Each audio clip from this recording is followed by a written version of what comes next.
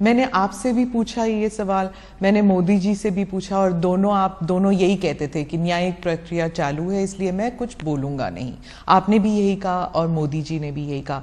19 साल हो गए हैं, तो 19 साल में आप इधर उधर की बातें करते थे, पूरा आप डिटेल में नहीं जाते थे। अब आप क्या बता सकते हैं कि क्या हुआ उन दिनों में? सबसे पहले 19 साल के बाद सुप्रीम कोर्ट की खंडपीठ ने आज जो जजमेंट दिया है, उस जजमेंट से मोदी जी पर लगे हुए सारे गलत आरोप को खारिज कर दिया गया और यह भी कहा गया है कि कुछ लोगों ने उस आरोपों को पॉलिटिकली मोटिवेटेड तरीके से लगाया था, to keep the pot boiling कहा। हाँ, वेस्टेड इंटरेस्ट था। कौन थे वो आपके हिसाब से? नाम मैं बताता हूं बाद में।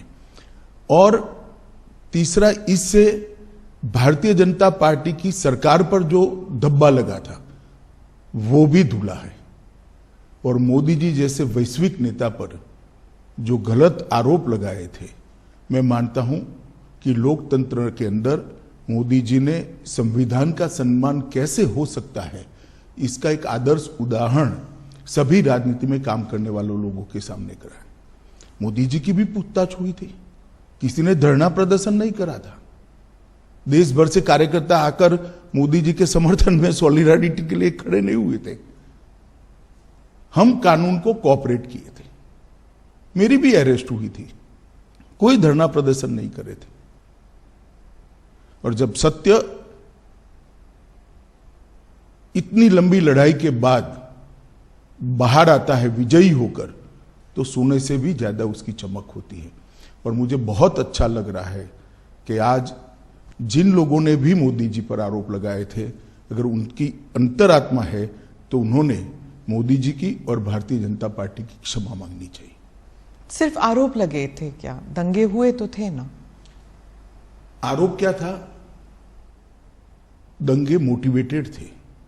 दंगों में राज्य सरकार का हाथ था, दंगों में मुख्यमंत्री का हाथ था, यहां तक भी कह गए। आरोप यह था, दंगे से कौन इनकार कर रहा है? देश में दंगे कई जगह पे हुए हैं। तो क्या उन दिनों में आप भी थे वहां पर?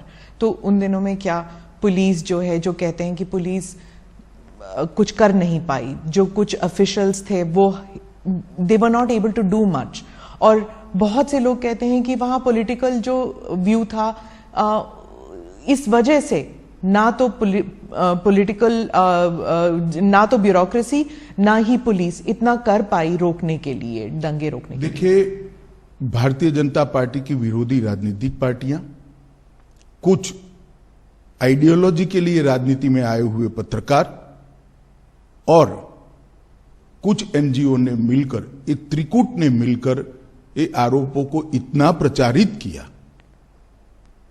और इसका इकोसिस्टम भी इतना मजबूत था कि धीरे धीरे झूठ को ही सब सत्य मानने लगे। पर उस वक्त तो आपकी सरकार दिल्ली में भी थी और आपकी सरकार गुजरात में भी थी, तो फिर मीडिया को या फिर उन लोगों का नेटवर्क इतना स्ट्रांग कैसे था? हमारी सरकार का कभी भी मीडिया के काम में इंटरफेरेंस का दखल ही, मतलब हमारा एटीट्यूड ही नहीं है। ना उस वक्त करा था, ना आज कर रहे हैं। परंतु उस वक्त जो इकोसिस्टम बनी थी, वो इकोसिस्टम ने एक झूठ के पुलिंदे को इतना हवा बनाकर जनता के सामने खड़ा कर दिया कि इसकी इन्फ्लुएंस में सभी लोग थे। शायद कोर्टें भी होगी।